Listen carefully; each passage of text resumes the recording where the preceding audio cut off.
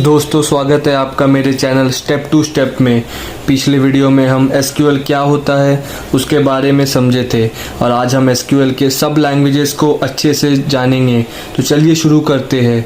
तो दोस्तों जैसे हम जानते हैं एसक्यूएल के लैंग्वेजेस को और इजीली समझने के लिए उसको 5 हिस्सों में बांट दिया गया है, जिसमें पहला है DDL, जिसका फुल फॉर्म होता है डाटा डेफिनेशन लैंग्वेज।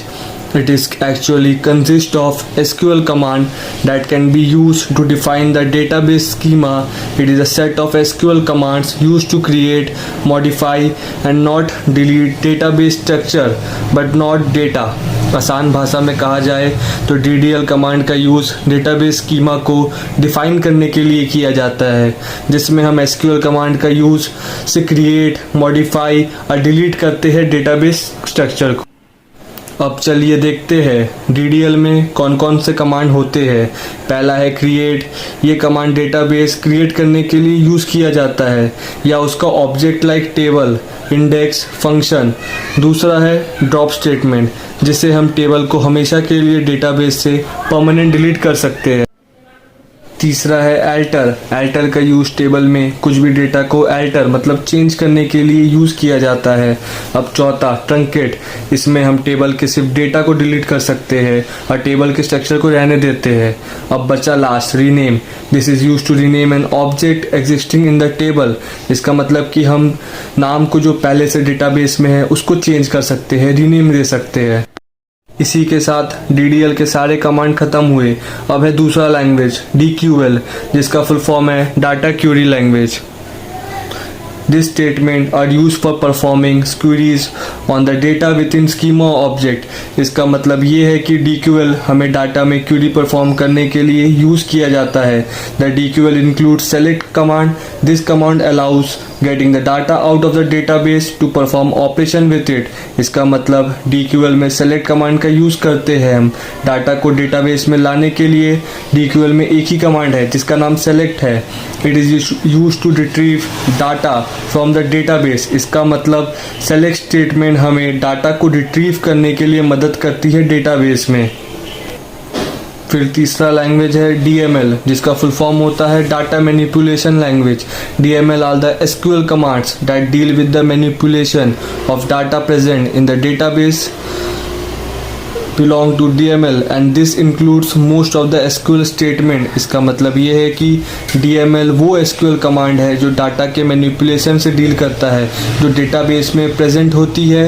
DML के कमांड है insert. It is use to insert data into a table. इसका मतलब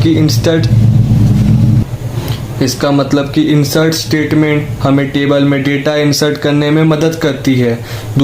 दूसरा है update. It is use to update existing data within a table. इसका मतलब है कि अपडेट स्टेटमेंट हमें पहले से जो डाटा एग्जिस्ट करती है टेबल में उसमें अपडेट करने का फीचर देती है कि हम कुछ भी वो डाटा में ऐड कर सकते हैं। तीसरा delete. It is use to delete records from a database table. इसका मतलब कि हम डेटाबेस टेबल में जो डेटा रिकॉर्ड किए हैं उसको डिलीट कर सकते हैं। चौथा लॉक। इसका मतलब हम टेबल को प्रोटेक्ट करने के लिए उसमें लॉक लगा सकते हैं कि वो टेबल बस हमसे खुले। अब fourth language DCL, data control language. It's include commands such as grant and revoke, which mainly deals with the right permission and other controls of the database system। इसका मतलब ये होता है कि DCL में दो कमांड होते हैं, grant and revoke, जो mainly राइट्स, परमिशन और डेटाबेस के कंट्रोल सेक्शन को देखते हैं। इसके कमांड है grant.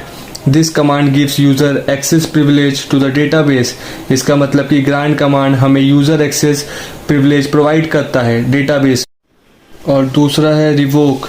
This command withdraw the user access privilege given by using the grant command.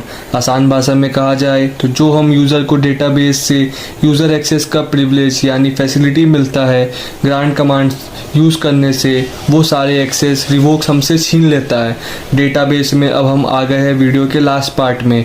तो लास्ट लैंग्वेज है TCL, जिसका फुल फॉर्म होता है ट्रांजैक्शन कंट्रोल लैंग्वेज। इसमें ट्रांजैक्शन ग्रुप इसमें transaction group a set of task into a single execution unit. Each transaction begins with a specific task and ends when all the tasks in the group successfully completed. इसका मतलब ये है कि TCL command में वो एक group of task बना देता है जिसमें हमें पूरा करना होता है, और जब हम पूरे एग्जीक्यूट कर देते हैं तब वो जाके एंड हो जाता है. और बाई चांस कोई भी एक टास्क नहीं पूरा कर पाए तो पूरा ट्रांजेक्शन फेल शो करा देता है. इसलिए इसका बस 2 रिजल्ट होता है. As it says it has only 2 result, success और फेलियर.